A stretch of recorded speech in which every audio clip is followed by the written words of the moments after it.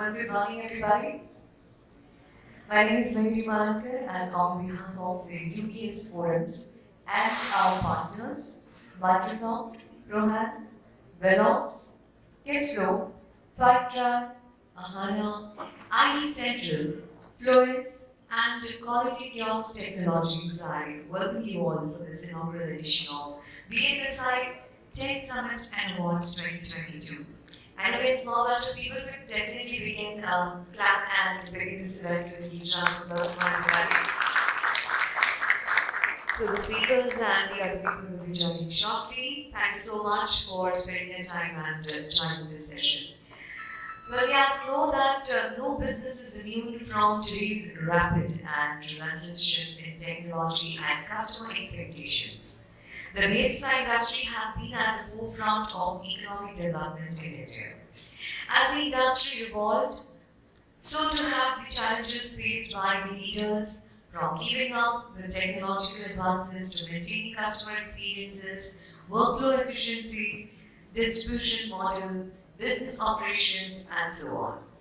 As the sector continues to drive innovation, leaders find themselves looking for new ways to redefine the strategy comprehensively, outgrow competition, and remain resilient. Customer-centered approaches, digitization, automation of processes, and data security continue to be priority for the leaders from the BFSI sector. To be relevant and resilient, the BFSI organizations need to embrace emerging technologies to remain flexible, to adopt disruption and business models to meet changing business requirements through various channels and get competitive advantage to compete further. Today we have the top industry minds, ladies and gentlemen, to explore what improvements we can do to make our current business processes to become customer-centric and while investing on the technologies to make them highly accurate and speedy and responsive. To set the tone, let me invite our first speaker on the stage, ladies and gentlemen. Mr. Ratan Kesh is the Executive Vice President and Head of Retail Operations and Services at Axis Bank. With over 25 years of rich experience in banking and finance, manufacturing and service industry, Ratan Kesh now heads the retail operations like liabilities, assets, cards, contact centers, service recovery at Axis Bank. He is responsible for the day-to-day navigation of efficient operations, driving process and resource transformation while keeping pace with the digital revolution. Through process re-engineering, backed by intelligent automation. Well, prior to joining to Axis Bank, he was the Group President and Chief Executive Officer at Yes Bank. Prior to this, he has handled various roles in HDFC Bank. He was recognized as one of the 50 most talented quality professionals in India by the World Quality Congress and India's top 25 emerging tech leaders by Bicon Network in collaboration with Ministry of Electronics and Information Technology, Government of India. Ladies and gentlemen, please put your hands together for our first speaker, Mr. Ratan Kesh. Thank you. Good morning to all of you. I think Ajit was coordinating with me. I was supposed to be coming for tomorrow to the evening panel discussion. And then he suddenly got up and said, "Do you mind taking the first session in the morning?" So I said, "Okay, fair enough, let me try." And I have avoided one problem by attending the first session. Of course, I started a bit early, so I could avoid my traffic. Second, most important problem that I could avoid high quality is ORE, which is an other race error. What is it's a cognitive phenomenon, by the way. So when you see people from other race, they all look similar. And as you go through the presentations, by the end of day one, you will find all presentations looking similar. Everybody is talking about cloud, digitization, automation, AI, RPA, all that stuff that we hear. So to that extent, we'll blessed to have sort of the first session. Hopefully, you will find something similar. What you have seen in other conferences may not be in this conference. Okay. Thank you for the generous introduction. I'm just a simple execution person. I have been learning by doing in quite a few banks now. And I'll share some of our experiences of and views on what we think this whole subject of tech digitalization can be approached in banking and financial sectors. But more specifically, I would like to give you our views on how we bring the customer experience at the forefront of really delivering some of these. Just checking, am I audible at the back? Okay, thank you. So the changing cultural context is how we see we are living in a hyper-connected world. And therefore, we are fueled by digitization, mobilization, augmentation, disintermediation, automation. All these EIOMs are really fueling us. But our view is that anything that cannot be digitized or automated will become extremely valuable. And therefore, I am saying this in a tech conference where everybody is going to talk about technology automation. But this is our view. Needless to say that you need to do automation, digitization, all of that. But this is going to be extremely valuable. So, idea is that how do you bring technology to do this, which is the other way to look at it, right? So, we'll spend some more time on really talking about some of these. Humans will always crave for human interactions. And human-only traits, such as emotion, imagination, intuition, will be even more important in the future. And those are precisely the traits that we need while dealing with customers more than ever. Real customer experience can be delivered only by humans. In fact, Satya Nadella, the CEO of Microsoft, he says for any business to thrive today, technology is the most vital part, but integrating the human touch is what ultimately will give business the competitive edge in the digital marketplace. In sum, even the greatest of technologies in the world have not and cannot replace the ultimate relationship building tool between the customer and the business, the human touch. Wherever there is human in need, there is an opportunity for kindness, gentleness, and tenderness to make a difference.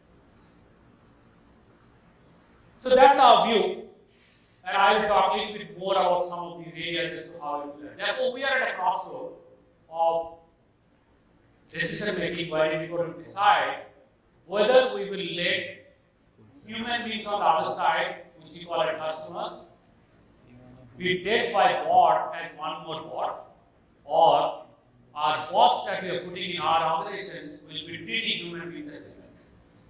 And bots will work together with the human beings to deliver the experience which the customers, as individuals of us, we are all consumers, we will start liking saying, yes, there are bots making life simpler, but they are not treating as well. And that's something which is very fundamentally important. And I think that is going to be significantly important. So everything that we do in our way of Axis Bank way, we are trying to bring in that. I'm sure we are not there. And many of these Axis Bank customers, you may have a lot of complaints, grievances, issues with the bank. And if any of you have, please do reach out to me because I am accountable for it. And more importantly, as I say, we are making an honest effort to bring this element in everything that we do. You will find a whole bunch of bots that are accountable, by the way. But I thought it's very important for me to put that foundation. So clearly, the future banking is actually an end-to-end digitized bank.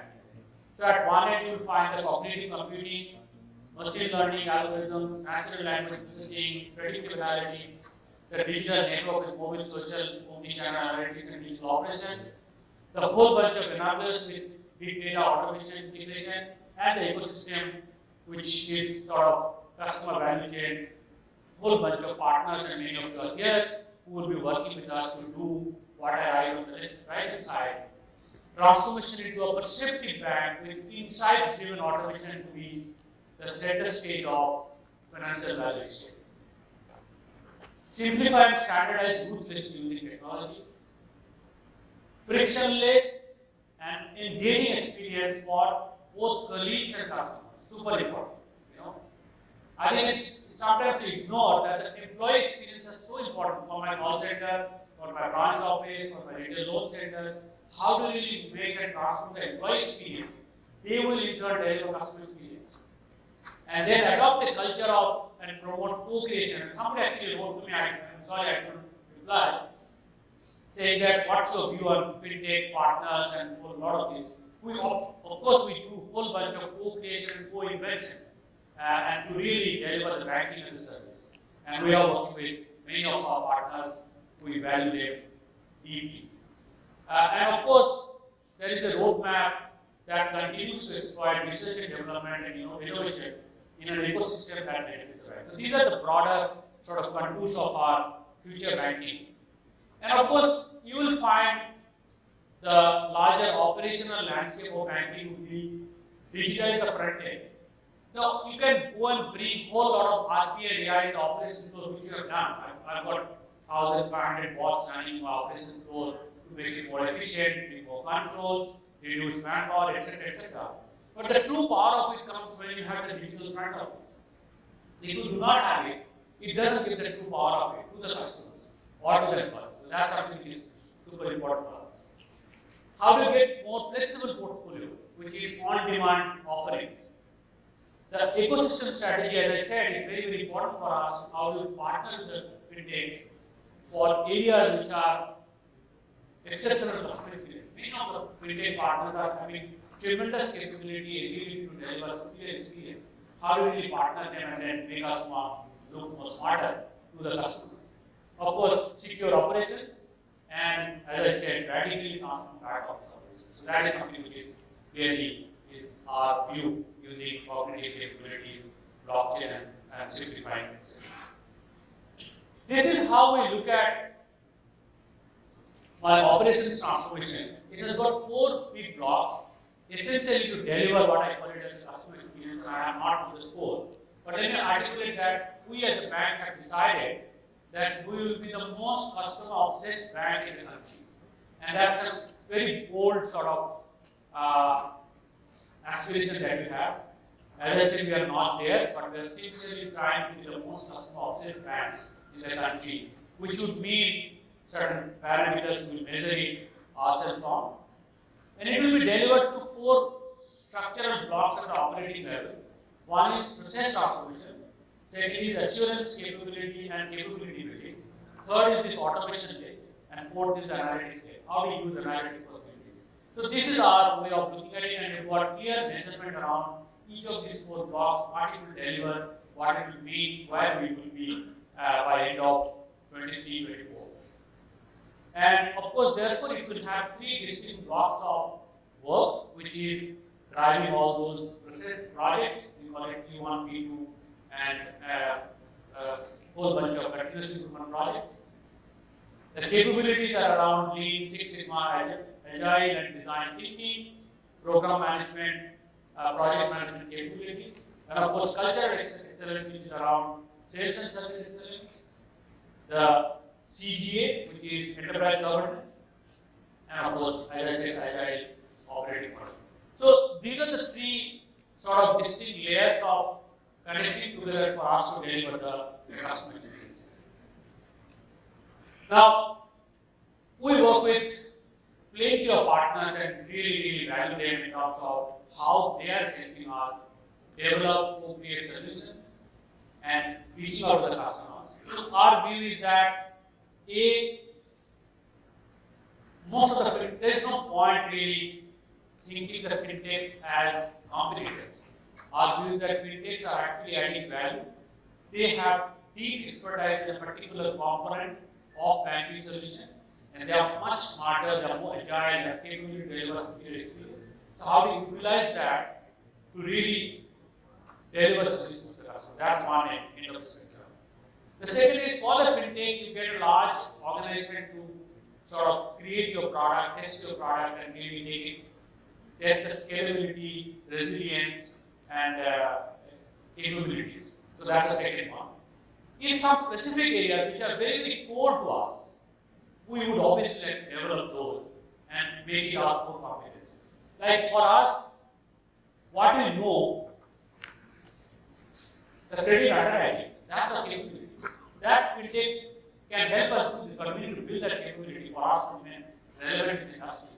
Our abilities to have the governance model around banking, that is not easy. It requires a depth of banking. It's not that simple technology solution. That's a core capability, right? We need to build those capabilities. So we are banking. We've got a whole bunch of banking experts in our company. How do you use that to create more solutions? But then a whole lot of other solutions will come from partners. So we do, of course, got 230 plus retail API, 60 plus corporate API, 15 plus connected banking is what we clearly work with. And of course, our philosophy is open, which is zero-based redesign, customer-centric, design-led, zero operations, which is like STP. For example, my credit card operations today, roughly around 92% of my service requests goes STP. Nobody touches that. It just goes through. In our parlance, that will be roughly around 1.5 million. But it just goes STP. We don't have any zero touch in some of these areas. But the drop off of 10% is still very large for us. We still require a whole bunch of solutions around us. Proprietary in-house capabilities, ecosystem capability, and of course numbers. And clearly, so digital savings account onboarding, digital business loan, digital initiatives around corporate banking, branch of the future. It's a big initiative for us, and I'll talk a little bit more about that as well. How does the branches look like in the new scenario? The traditional branches you would have seen walk into the branch, a teller counter, a service counter, and a whole bunch of things. How should it look like in the new evolved scenario? How do they become and they become more service and relationship centric and not an operation unit? Branches used to be more operation unit. And there is this joke people talk about that a branch employee was in particular branch for 5 to 7 years, and he actually met a customer in a party, and he says, "𝗙𝗪𝗬 𝗧𝗷 𝗟𝗪𝗱𝗀." The customer says, "No, I cannot recognize you. I'm sorry." He says, "Are you not able to recognize me? I am so branches, and I'm sorry, I cannot recognize you." Then he actually bows his head, and he says, "Can you now recognize me?" He says, "Yes." Because the customer has seen his head only, like my bald head. You would have seen all along like this, because he's been doing all these operations. So the idea is that how do we really make the customer to be more customer-centric, do eye to eye to the customer and branch colleagues, and they actually become more service and relationship and not operation unit. Branches are to operation unit. So branch of the future is a big one. If any of your partners, any of you have capabilities around that, I'll be happy to sort of understand more about it. And I spoke about ops transformation at the back office, SME lending, digitalization solutions for the Kirana ecosystem, digitalized trade finance, the entire Bharat Bank, which is rural banking portfolio that we are transforming many of these areas. Now, quickly to talk about a couple of post-COVID behavior and how do you align with the customers and the employees in a new world as we move out of the COVID scenario. It's very important that some of the behaviors that got imbibed during this COVID period were so intense that there are two ways to look at life. Some of these are passing rain, which will go off, but some of those are really climate change. Some of the behaviors, right? And you've got to really imbibe, whether it is customers, whether it is employees. So how do you really pick the ones which are more climate change and really imbibe them are very important. So of course, as a bank, we've been sort of the first bank to have 24/7 customer support, critical activities. And guess what? Many of the customers and employees got stuck in different cities. What we did is we actually got the entire CRM into a, we call it UIOD device, and the customer 360. We told our sales executive they could go on to the ground. We just told them, why don't you connect with the customer and say, how are you? We just go and just connect with the customer and say, how are you? Do you need any help? Which city you are stuck in? Do you need any support? Because our branches are still open to 40-50% workload. In just about 3 weeks, my CX score went from 67 to 72, which is great. Never happens. In 3 weeks, the score goes up by 5 to 7 percentage point. It never happens. So that's what happens when you connect with the customer. That's what my point about connecting with the customers. And most of other things that has been done during COVID. But we also looked at how we really bring some of those learnings that we had during COVID into the real life, keep some of those, drop some of those, modify and retain some of those. Then these are some of the stuff that we've been really sort of taking and taking it forward. Target the existing customers, build awareness to partnerships, create digital champions, which is like how do we create digital champions who will imbibe, adopt, and then replicate and expand. Checking with the customers. I said that just check with the customer how are they, and that actually continues to work well for us. We just keep connecting with the customer. Is everything okay? Don't want to sell a product, but are you okay? All okay? Just that recall piece. Determine the emerging need. Reach out to the priority customers. Provide remote access infrastructure. I think all of us have been doing it. Facilitate communication and feedback channels. Increase use of existing digital workflows. Job security. I think done during COVID, we said we will not let anybody go. We sort of, now people are actually not interested in saying that. Provide higher insurance cover. And that I think we did during COVID, we did COVID insurance. Now we are continuing some of this stuff going ahead. During COVID, I set up an employee help desk, employee extended partner. Anyone who is remotely accessible could reach out and seek help. Because we have footprint across every city, we could help people. And we actually sort of created that as a sort of standard feature to say, okay, can we have that employee support help desk? Anybody needs any time, can reach out. Now, quickly to move to this contact center kind of it, which is a very large sort of capability for us from a customer experience perspective. It's not very complex. It looks complex because we have to present it here so that large audience can start appreciating it very, very complex. No? These guys do some real jazz. So this voice, chat, co-browse, email, messenger, SMS, these are all the various channels that we have on in the description. What we have is one single CRM. We actually bring all of those into the CRM interface. And it has got customer 360 degrees, so you can view whether at an inbound or at an outbound, you know who the customer is and a little bit more about the customer. And then you have got conversational FAQ and bot, which is you call a call center. Bot has the capability to listen to you, English, Hindi, English, understand what you want, what you have come for, and then respond instantly for roughly around 27% of the cases, which caters to some 17 to 21 odd service types which can respond instantly. If it cannot respond instantly, it then routes it to the right person. And we have done a little bit more work around that, which is when you are routing to the right person, who is the right person to deal with that customer? Because I know the customer is XYZ, therefore he is likely to be a bit more savvy, or someone who deals with disputes better, or someone who deals with disputing credit card better. So some of those smart routing sort of we do. And then you use the agents to do both inbound and outbound, powered by acknowledgement. And then the best part is that we've got something called service data lake. So everything that is happening here, we are now bringing into one single service data lake. So 3 or 4 things are happening here. Every conversation that are happening, while I'm talking here, my customers are talking about my product services across various channels. They are calling my call center. Just a few moments. They are just calling my call center, which is getting recorded in the speech. They're going to the branches. They're recording the CRM. They're writing an email. They're going to social media. So people are talking at different places. Now, how do you listen to it and bring it in one layer called service data lake? In fact, my colleague Parag is here. He's working on that SDL.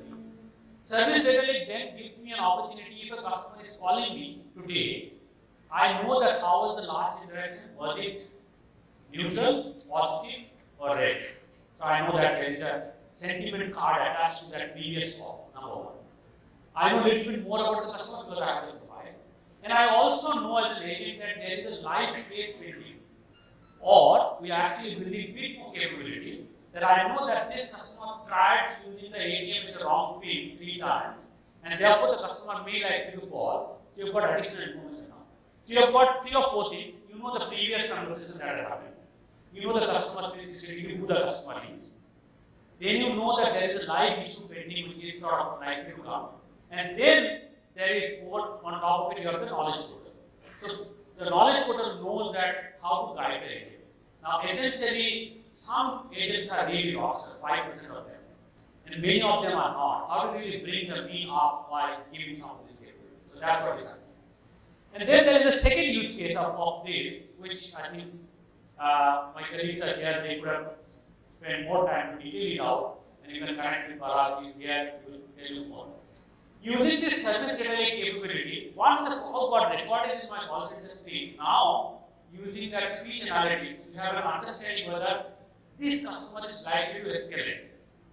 So the customer is stating that I am escalating to your MD, I am writing to RBI, I will walk out, I will close my account, all those are picked up.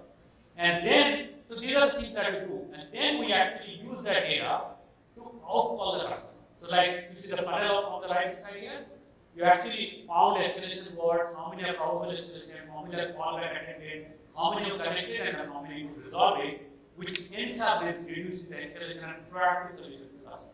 And there are many more use cases around that whole speech analytics, long hold, disposition analysis, border quartile analysis, problem escalation, repeat call, transfer call. So I had a problem. People were call center agents would quickly divert the call to the branch and just go and walk to the branch. Couple of customers made it painful. So I said, nobody is allowed to transfer a call to the branches unless it is only for these 5 things. So we do this analysis using this. Now I know this has come down significantly. People are not now transferring the call to the branches. But I am able to do that not by putting a data, but putting more analysis in why the people are actually diverting like that. These are the sort of use cases. So clearly I want to spend more time. The role of sort of new capabilities would be one axis I have voice word. Just spend 30 seconds on this 𝗕𝗏, which is very powerful. You see, traditionally, any sales guy who is a PL, sales executive, personal loan, he will go and ask us, sir, you need a PL. Someone who sells auto will say, you need auto. Somebody who sells a credit card will say, you need credit card. But customer may not need that product at that point in time. You have a capability which is saying you input the customer data. And you ask the customer about your preferred product. You ask him that you need credit card. Customer says, I don't need. But the fact that your customer is inputting his mobile number, can it go to the bureau? Can it go back to my internal database and come back and make 3 more product offers instantly on the go? So by the time I'm having a conversation with the customer trying to explain credit card, 3 more products have come saying the customer is eligible for this. So the sales executive now becomes more universal rather than becoming a PL. This of course is something which is very, very powerful. And then if the customer is now saying, I need a policy because I'm traveling, you initiate the journey there and then the journey is standing there. That capability, that's of course, it's a separate capability, just change it. Okay, let me just jump off, move ahead. These are stuff that you are aware of. Just one quick sort of conversation on these things is very, very important. And I spoke about it. Most of them we talk about we are doing RPA, and we also do RPA here, of course we do it. But you know what? Before you jump into that, it's very, very important to have the process optimization, digital journey, and then move on to some of these areas. And then, of course, it's very important to have the center of excellence approach. Otherwise, it becomes quite fragmented. It will be part of all this starting something. I'll skip this piece. We can talk more as we go ahead. This is communication hub, which is an entire brand center. Communication is put under one place. I told you that I talked about bots. We have all those bots. Many more are coming. The branch automation that I spoke about, whole lot of work is happening around branch automation. We need a lot more. Please do come in if you have any support, views, feedback. We'll be happy to share, partner, exchange, and really understand more about it. And as I said, the branch scaler and the branches should be freed up from doing operational work so that they can be more relationship centric and they can be supporting customers, solving their problems, and build relationships. Yeah, let me skip that. So, what is way ahead of us? It's clearly this whole omnichannel capability. That is something which is super important for us. We are building that. Service data lake is the power of it.